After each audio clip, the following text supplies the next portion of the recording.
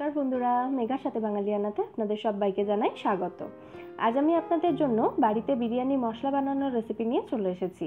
ভারতবর্ষে আলাদা আলাদা শহরে বিরিয়ানির এই মশলাটি কিন্তু আলাদা আলাদা রেসিপিতে তৈরি করা হয়। আজ আমি আপনাদের জন্য কলকাতা বিরিয়ানিতে যে মশলাটি ইউজ করা হয় সেই মশলার রেসিপি নিয়ে চলে এসেছি।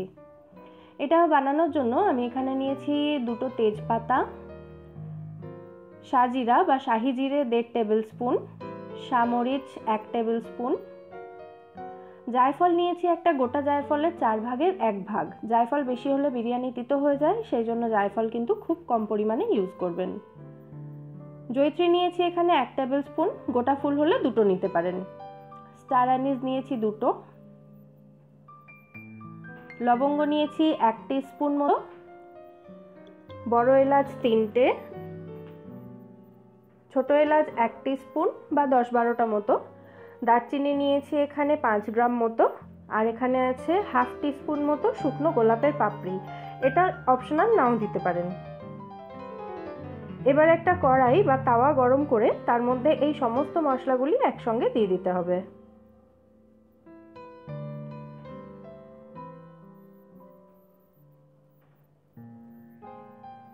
এবার এটাকে একদম লো ফ্লেমে 30 থেকে 40 সেকেন্ড পর্যন্ত একটু গরম করে নেব, যাতে এর ময়েশ্চারটা একদম শেষ হয়ে যায় আর এটাকে খুব সহজে গ্রাইন্ড করে নেওয়া যায়। বিরিয়ানি মশলা কিন্তু রোস্ট করলে এর ফ্লেভারটা একটু কমে যায় বলে আমার মনে হয়, সেই জন্য জাস্ট এখানে গরম করে নিতে হবে। তারপর এটাকে একটা গ্রাইন্ডার জারের মধ্যে দিয়ে দিচ্ছি গ্রাইন্ড করার জন্য।